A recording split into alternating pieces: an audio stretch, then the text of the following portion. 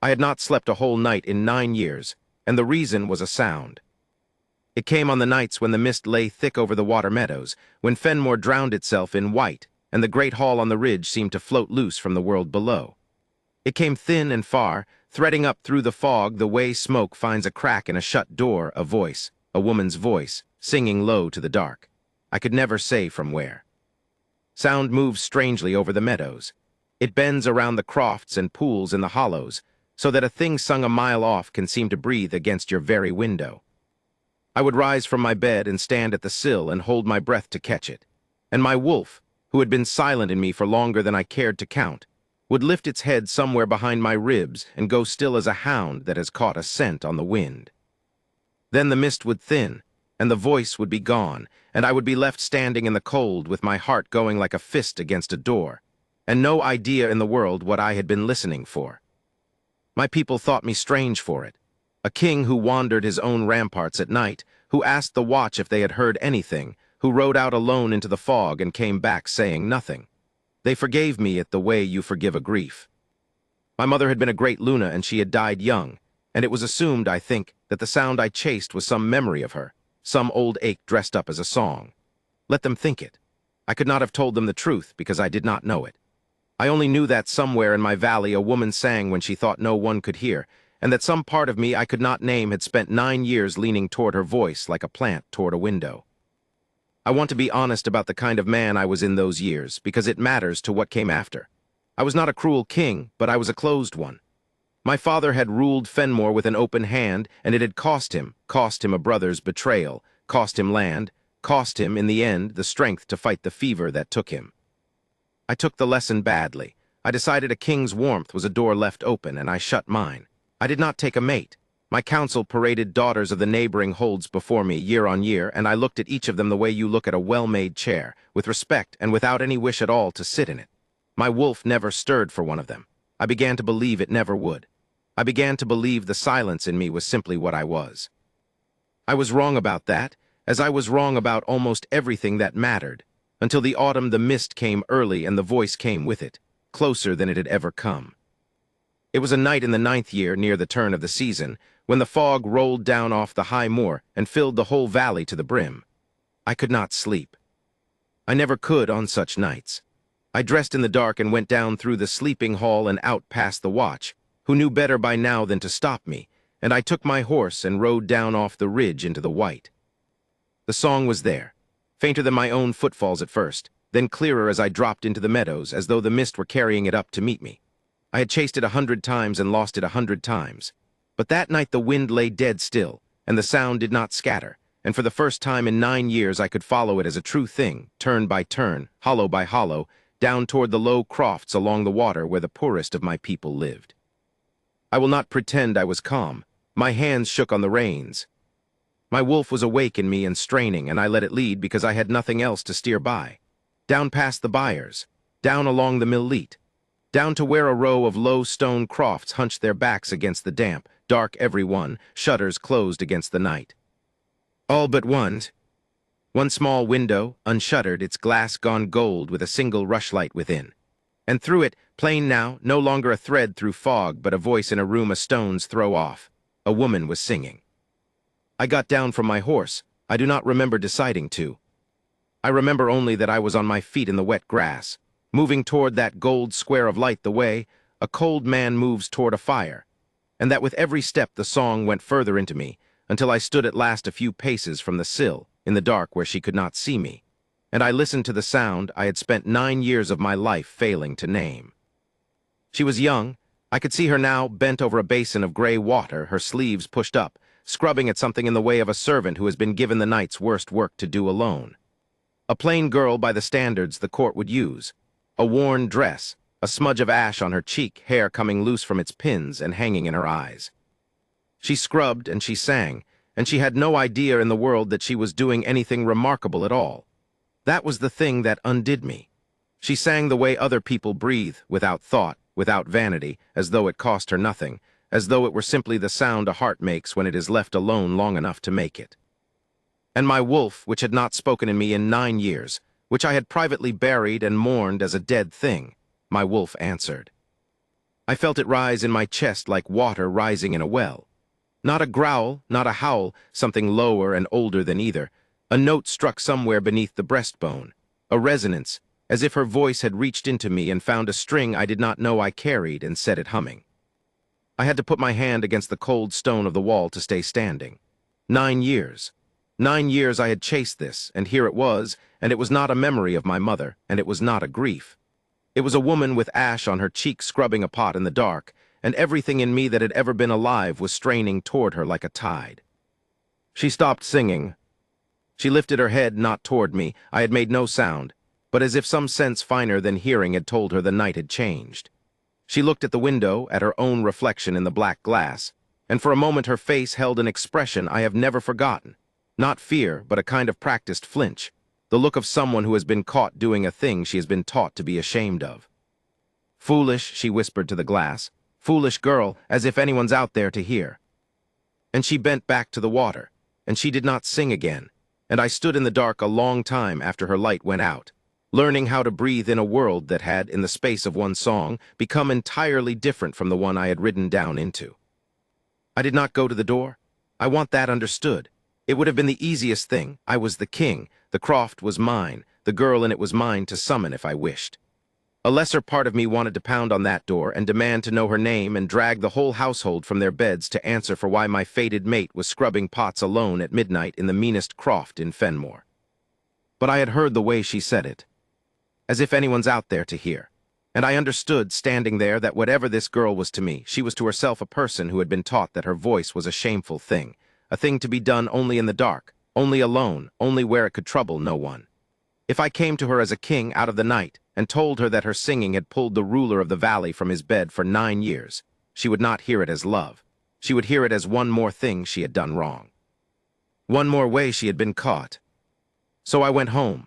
And I came back the next night and the night after, and I stood in the dark below her window and I listened.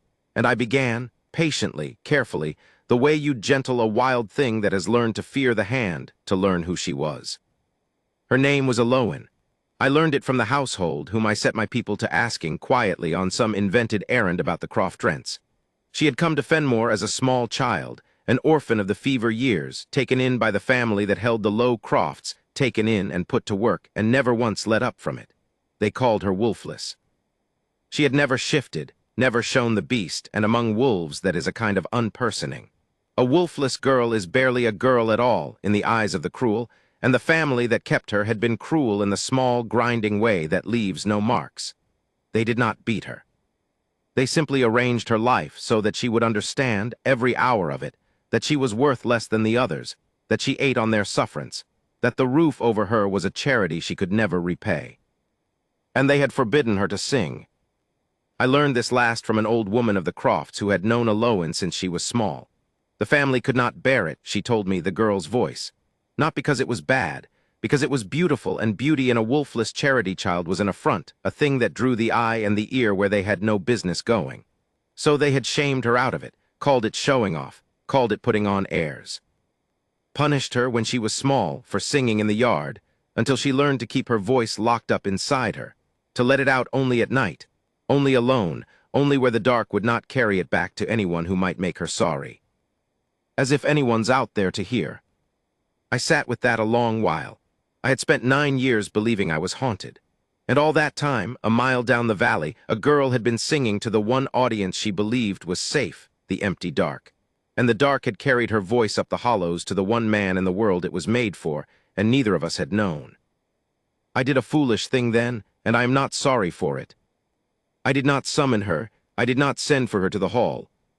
Instead, some nights later, I went down alone into the crofts in the gray light before dawn, dressed as no king, an old cloak, no crown, no guard, and I walked the water path as if I were any traveler. And I contrived to be at the mill-leet drawing water at the hour I knew she would be sent for it. She came down the path with 2 heavy pails and a yoke across her thin shoulders, her eyes on her feet, moving with the particular quiet of a person who has learned that being noticed is the beginning of trouble. She did not see me until she was nearly upon me. When she did, she stopped, and her whole body went to that flinch I had seen through the window, braced, apologetic, ready to be in the wrong. "Forgive me, sir," she said at once low. "I didn't see you." I'll not be in your way." "You're not," I said. "There's water enough in this leat for the two of us, I think." She glanced up at me then, just once quick, and I saw her eyes properly for the first time, gray, like the mist, and older than her years, and careful. She did not know me. Why would she? The wolfless scullery maid of the Low Crofts had never in her life been in a room with her king. She saw only a broad man in a worn cloak, filling a bucket at a leat, and she did the sum a lifetime had taught her. A strange man, a lonely path, a girl worth nothing that anyone would answer for, and she edged toward the water with her eyes down and her shoulders up, meaning to fill her pails and be gone. "I heard singing," I said, "the other night down along the crofts. In the mist." She went perfectly still. "A woman's voice," I said, keeping mine easy, filling my own bucket, not looking at her, giving her the dark to hide and even in the daylight. "Loveliest thing I ever heard, carried all up the valley. Whoever she was, she had a gift in her that most people go their whole lives without hearing the like of." For a long moment she said nothing. When I did glance at her, she was staring at the water, and her face had gone through something, a flash of something bright and terrible, hope and fear so tangled I could not have said where one ended. And then she shut it down the way she'd shut the window, and she said, in a voice scrubbed flat of everything, "You must be mistaken, sir. There's no one down here sings. The family wouldn't allow it. It's not a thing they hold with." "No," I said. "No," she said. "It'd have been the wind, most like. It does strange things over the meadows, makes you hear what isn't there." And she hoisted her pails, and she went back up the path with the yoke biting her shoulders, and she left me standing at the leat with the gray water running through my hands, understanding for the first time in my life exactly how thoroughly a person can be taught to deny the best thing in themselves. She had heard me call her voice the loveliest thing in the valley, and she had answered that it must have been the wind. I could have raged, some kings would have. I could have ridden to the Low Crofts that same hour and hauled the family that kept her out into the yard and made an accounting for every year they had ground her small. My wolf wanted it badly, wanted to stand between her and everyone who had ever made her flinch, and there is a part of me even now that wishes I had. But I had learned something at the leat, watching her call her own gift the wind. If I came down on that household like a storm in her name, she would not feel avenged. She would feel exposed.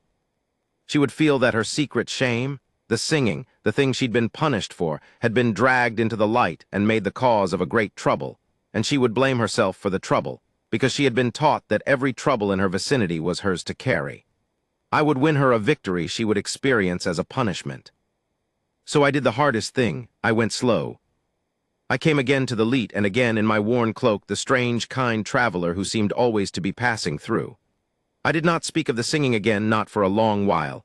I spoke of ordinary things, the weather, the water, the state of the path. I let her grow used to me, let her learn, one gray dawn at a time, that here at least was one person in Fenmore in whose presence she did not have to brace. A man who filled his bucket beside her and asked her nothing and wanted nothing and did not, ever, make her feel she was in the wrong for existing where he could see her. It took weeks, but slowly the flinch went out of her. Slowly she began to speak first, a word about the frost, a small dry joke about the weight of the pails, a question about where I was bound that I turned aside gently and she did not press. I learned the shape of her mind in those gray mornings, and it was a good shape, quick and kind and wry underneath the fear, with a way of noticing small beautiful things. The light on the water, the first hard berries in the hedge, that told me the singing was not the only lovely thing she'd been taught to keep locked up. And one morning, without my having led her to it at all, she said, "You were right about the singing." I said nothing. I let the water run. "It was me," she said, so quietly I felt it more than heard it. "I sing sometimes, at night, when the work's done and the house is asleep." She stared hard at the leat. "I know I oughtn't, it's a foolishness, but it's the one thing that's—" She stopped. "It's the 1 hour of the day that's mine, that's all. I don't sing for anyone. I'd die before I sang for anyone. I only—" and here her voice dropped so low it was almost gone. "I only wanted you to know I wasn't lying to you. That first day, when I said it was the wind, I was lying, and I've thought about it every day since that I lied to you when you'd said such a kind thing. So, it was me. It was always me. I have been a king a long time. I have had oaths of fealty sworn to me by hard men on their knees, have been given the loyalty of warriors and the counsel of elders, and once, the surrender of an enemy who laid his sword at my feet. Nothing anyone has ever given me has cost them what that cost her. That small confession at the leet. It was me, handed to a stranger in a worn cloak by a girl who had been taught her whole life that her voice was a thing to be ashamed of. "Elowen," I said. It was the first time I had used her name. She looked up, startled that I knew it. "Thank you for telling me, and I'll tell you something true in return, and I'd have you believe it because I don't say it lightly." I looked at her, and I let her see that I meant it with everything I had. "It's the finest sound in this whole valley. There's not a thing sung in the high hall to rival it, and the only foolishness anywhere near it is that you've been made to believe otherwise." She did not answer. Her eyes filled, and she looked away, out over the water meadows, so that I would not see. But she did not tell me it was the wind. And when she went back up the path that morning, she did not go with her shoulders up. I could not court her as a stranger at Elite forever. She was my fated mate. I had known it from the first note, and every gray morning since had only driven it deeper. And a fated mate is not a thing a man can visit at dawn and pretend away by daylight. My wolf would not have borne it much longer. Already I was sleeping through the nights for the first time in 9 years, because the thing I had been straining toward was found, and every part of me that had been leaning toward her voice across the dark was now simply, quietly, waiting to be beside her. But I dreaded the telling, because the telling meant she would learn who I was, that the kind stranger at the leet was the king of the valley, the lord of the very family that had ground her small, and I feared what that would do. I feared she would feel deceived. I feared she would feel that the one safe person in her life had been, all along, the most powerful and least safe person she could imagine, and that everything easy between us would curdle into the old flinch. I chose the night to tell her, and I chose the way, and I got both, I think, half wrong and half right, in the manner of a man doing the most important thing of his life with no idea how to do it. I went to her window. The mist was down, the same white mist that had carried her voice to me 9 years and a lifetime ago, and the rushlight was gold in the small square of glass, and she was singing. I stood in the dark below the sill, and I let her finish, because I could not bring myself to cut it short. And when the last note had gone up into the fog, I stepped close, into the edge of her light, so that she could see me, and I said the thing I had been carrying down the valley for miles inside me for 9 years. "You sing to no one," I said. She spun from the basin, her hand at her throat, terror on her face, a strange man at her window in the dead of night. And then she saw it was me, the leet stranger, and the terror became confusion. And I went on before either could win, gently, quietly, because it was the truest thing I owned. "You sing to no one, Elowen, every night to the empty dark because they taught you no one wants to hear. But the dark isn't empty. It hasn't been empty for 9 years. My voice was not steady. I did not try to make it so. "I've heard you. From the ridge on the misted nights, before I ever knew your name or your face, I heard you, and I couldn't sleep for it, and I couldn't find you, and I couldn't stop looking. 9 years, I followed a voice through the fog and never reached it. And then the mist came down thick one night and carried it clear, and I came down off the ridge and followed it, hollow by hollow, mile by mile, down through the whole valley. My throat closed, and I let it and pushed on, and it led me here, to this window, to you." She was staring at me, white-faced, both hands pressed to her mouth now, and I made myself say the rest, the hard part, the part I feared. "I'm not a traveler, Elowen. I never was. My name is Rossant. I'm the king of this valley of Fenmore, of the ridge, of these crofts, and the family that keeps you. That's the thing I hid from you, and I'm sorry for it, and I'd rather have told you at the leet in daylight than here in the dark like this. But I couldn't find a way that wouldn't frighten you, and I think there wasn't one, and I'm sorry." I drew a breath. "But I could not go on letting you sing to no one because it was never no one. It was always me." For a long, long moment she did not move. The mist breathed at the window. Somewhere out in the dark the water ran. And then her face crumpled not into fear, but into something far more terrible, a grief so old and so deep I felt it go through me like cold water. "Don't," she whispered. "Please don't. Don't make it a game. I couldn't bear it from you, anyone else in the world, but not you. I've heard every cruel thing there is to hear about my singing, but I never once thought you'd be the one too." "It's no game," I said. "You're the king," she said, and it came out of her broken. "You're the king, and I'm the wolfless girl they keep for the pots, and you're standing at my window in the night telling me you've been listening for 9 years, and I'm to believe what? What am I to believe? That's not a thing that happens. That's a thing they'd say to be cruel, to make a fool of me, to have something to laugh about after." And there it was, the whole shape of what they'd made of her, laid bare. She could believe a king would come to mock her more easily than she could believe a king would come to love her. Cruelty she had a lifetime of evidence for. Tenderness she had none. So I gave her the only proof I had. The proof that could not be faked, that no cruel man could counterfeit, that I myself did not fully command. I can't argue you out of 9 years of being told you're worth nothing, I said. I don't have the words, but I have this. Listen. And I let my wolf answer her. I had not called it up on purpose in years, but it had been rising in me since the first note that night, straining toward her the way it had strained across 9 years of fog. And when I stopped holding it back, it came, not a howl, nothing to wake the Crofts, but that low sound from beneath the breastbone, the resonance, the note I'd felt struck in me the first night at her window. Except now I did not merely feel it. I let it out. I let my wolf sing back to her, low and true, the answer it had been born to give her voice, the harmony to a song it had waited its whole silent life to hear. And Eloin's whole body changed. I saw it happen. I saw the sound reach her and go into her the way her singing had gone into me. I saw it strike some string in her that no one had ever touched, some deep answering thing, and I understood in that moment what she was, what she had always been under the ash and the pity and the pots. Not wolfless, never wolfless, only silenced. Her wolf had been shut up inside her as thoroughly as her voice had, locked down by a lifetime of being told there was nothing in her worth letting out. And now, hearing mine call to it across the dark, it woke. She gasped, her hand flew to her chest, and a sound came out of her. Not a scream, not a word, but a note, low and astonished, rising up to meet mine of its own accord. Her wolf answering my wolf, her song answering my song, the two of them braiding together in the misted dark the way they had been made from the first to braid. The bond did not announce itself with a burning mark or a flare of light. It was quieter than that, and truer. It was two voices that had each been singing alone into an empty dark for years, finding in one impossible night that the dark had never been empty at all, that all along, a mile off through the fog, someone had been singing back. When the sound died away, we stood looking at each other through the small gold square of the window, both of us wet-faced, both of us shaking, and Eloin said, in a voice full of wonder and terror and the first fragile edge of something I would spend the rest of my life tending. That was, I felt, what was that? That was mine, I said, answering yours. That's what it's been all along. That's what I couldn't sleep for. Eloin, you were never wolfless. You were only ever unheard. I put my hand flat against the cold glass, and after a moment, slowly, as if she could not quite believe her own arm, she lifted hers and pressed it to the other side, palm to palm with the pane between us. And you'll never be unheard again. Not while I'm living. That's not a king's command. It's a plainer thing than that. It's only I found you. After 9 years, I found you, and I'd not lose you again for the whole of my valley.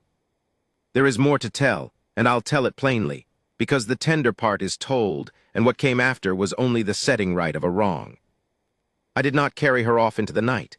She would not have wanted it, and I would not have done it. She was free, and I meant her to know it. And a woman who has spent her life being moved about at others does not need her rescue to be one more thing done to her without her leave. So I did not lift her through that window. I told her instead that I would come in the morning in daylight as myself, with the crown on and the whole thing plain, and that she need do nothing, promise nothing, be nothing she did not wish to be. That the choice, all of it, was hers.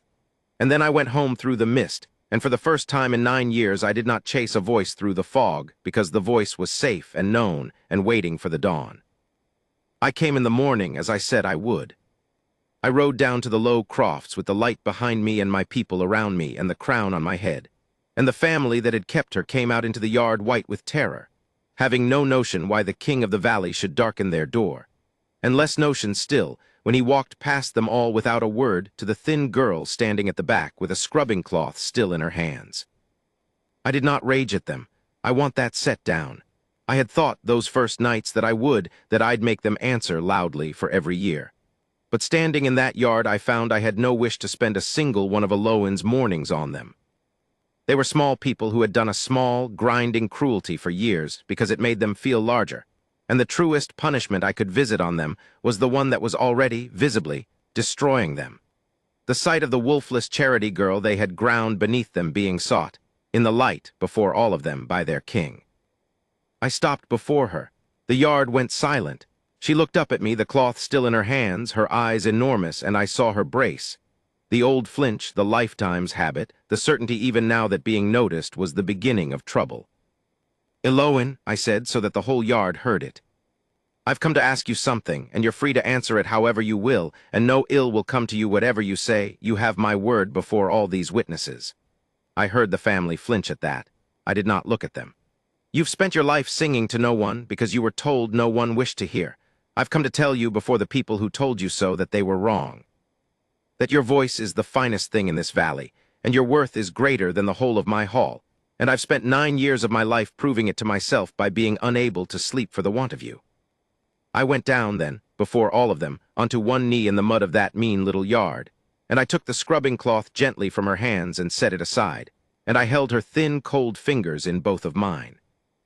"I'd have you sing beside me, not below anyone, for the rest of both our lives, as my mate, as my Luna, as my queen, but only if you wish it.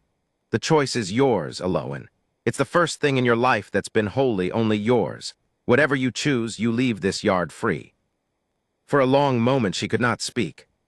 She looked down at me, the king in the mud at her feet, and then out at the family frozen white in the yard, and then up at the gray sky over the water meadows where her voice had gone every night for years into the empty dark.